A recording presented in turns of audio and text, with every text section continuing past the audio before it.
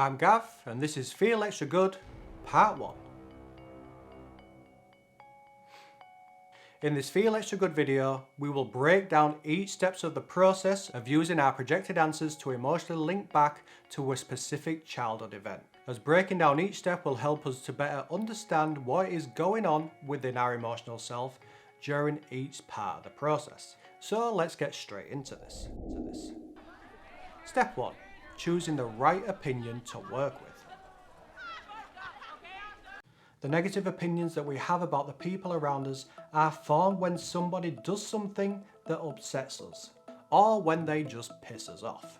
We naturally have lots of negative opinions about the people we have in our lives.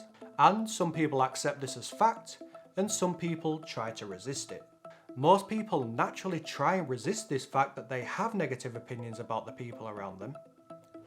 We are all taught to ignore certain parts of ourselves and pretend that they don't exist. But a lot of the negative opinions that we form about the current people around us are actually hijacked by our emotional self. Once our emotional self sees that the current person is making us feel the same or similar feelings that we would have experienced back in our childhood event if our emotional palette had been fully developed, then our emotional self helps us form the opinion about the current person around us by using those unacknowledged feelings that we have from our childhood events and putting us into our current mind. Knowing about this internal process is why I say that our opinions are more a reflection of us and our past than they are the people we are forming the opinion about. So, if you have a lot of negative opinions about the people around you, then this would indicate that your emotional self has found a really good way to communicate something to you about your past by helping you form negative opinions. And it's not that you are just a negative person. Step 2. Turning the opinion on yourself.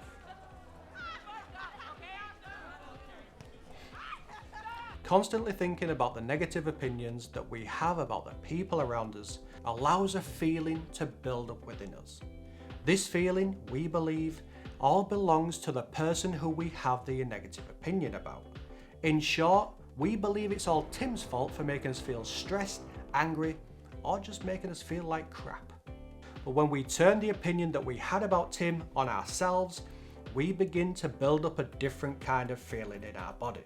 This feeling may hurt more than when we said our opinion about Tim. This new feeling may be more intense than when we said the opinion about Tim. But no matter how much more emotional pain we may feel, we cannot deny that we also feel, or even sense, that it's right to say the opinion about ourselves than it was to say about Tim, or about the people around us. What's happening here is that we are swapping one kind of emotional pain that we can't do anything with for another kind of emotional pain that we can work with, even though it feels more painful and more intense. By turning the opinion on ourselves, we won't end up believing the opinion. But we are just trying to build up a feeling to work with, as when you said the opinion about the other person, you will have experienced a dead-end kind of emotional pain that you can't do anything with. And by turning the opinion on yourself, you'll experience a different kind of emotional pain, one that you can feel or even sense that you can work with. Step 3A. What feelings are you experiencing right now?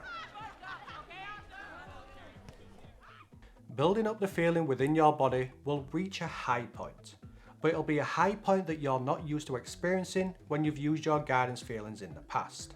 But it's a painful feeling that still feels right to work with. Once you kind of sense that you've passed the high point of repeating the opinion to yourself, it's now time to guess what the emotional tension or pain represents. But the emotional pain you're experiencing will represent 3 different things, consisting of the way you feel, why you feel this way, and what caused you to feel this way back in your childhood. This means that when it comes to using your guidance feelings to figure out how you truly feel, you are only working with a small section of the pie, as the rest of the pie is the emotional tension and emotional pain that represents the other 2 aspects. In short, when you figure out how you truly feel at this stage, you are feeling lots of emotional pain with a little bit of lightness mixed in. Correctly guessing how you are feeling at this point creates a subtle change in your feelings. And it's because of this subtle change that I encourage you to put in your earplugs and cover your eyes to make it easier for you to notice those subtle changes. 3B. Connecting your two statements. Now that you have your opinion and you know how you feel about it, it's time to put the two together to form one sentence, in whatever way feels natural for you to say. So if the feeling comes before the opinion or vice versa, either way is fine. Step 4. It's now time to let your emotional self take over. Wonder and wonder. We all like to feel that we have total control of certain things in our lives. And when it comes to controlling our emotions, I think this is comparable to how much control we must have during space missions. But when it comes to working with our emotions, there are times when we have to leave it to our emotional self to let us know the next part of our internal story. And at times, this means that we must give up our control, let go, and hand it to our emotional self to let us know the next step. But if we can allow our emotional self to successfully give us a memory to work with, our emotional intelligence gets turned up to the highest levels. Step 5. Once a past memory pops into mind. The way our emotions work is something like a Tarantino movie, in that the end of the movie is shown at the beginning, the middle of the movie is shown at the end, and the beginning is either shown in sections throughout the movie, or we discover that the beginning of the movie is also the end scene of the movie. What I'm trying to explain is that when it comes to working with our emotions, sometimes we're not given all the information in a linear way. So we may not get the feeling first, but we're given the reason for the feeling first. In this case, the reason for the feeling is our opinion that we had about someone around us. Then we are given the feeling to figure out. And after that, we're given the true cause of the feeling and the opinion, which in this case is the childhood memory. But whichever way that our emotional self wants us to piece all this together, the fact still remains that at this point of the process, when a childhood memory pops into your mind to work with, you've now made an emotional link back into your past, and you've closed the lag time of what you would have experienced in that past situation if your emotional palette had fully developed. Part 6. Getting in touch with the animalistic part of you. The animalistic ranges of feelings that all adults possess are there to protect us, but those intense ranges of feelings can also destroy us and even destroy the people around us.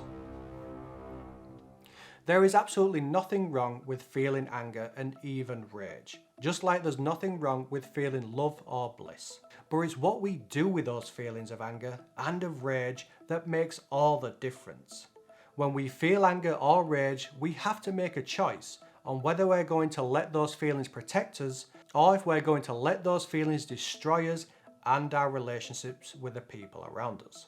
Again, this is why roaring out animalistic emotions is such a fantastic method to use, as it involves absolutely nobody else in your life to help you get rid of that anger and rage. And it works so bloody well. If you haven't already, I recommend that you give a roaring a try for yourself, because it works bloody unbelievably. I'll end by saying that after you've used a roaring session, later in the day when your emotions have settled, we can put that roaring session to the test by thinking about the projected answers that we held about the other person, and see if we agree with it or not, and see if it creates the feeling that it used to create within us. But it's important to keep in mind that during the roaring session you had, the memory that came to mind for you to roar out your animalistic emotions at may be too big for just one roaring session.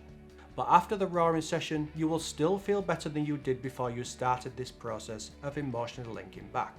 But the next day, if the childhood memory is still in your mind and you can still feel it in your body, then having another roaring session while picturing that same childhood memory is the exact thing that you should be doing. Then later in that day, when your emotions have fully settled and you're no longer reminded of the past childhood event, you will know that you are fully dealt with that past memory. With that said, thank you so much for watching, and I'll see you in the next video.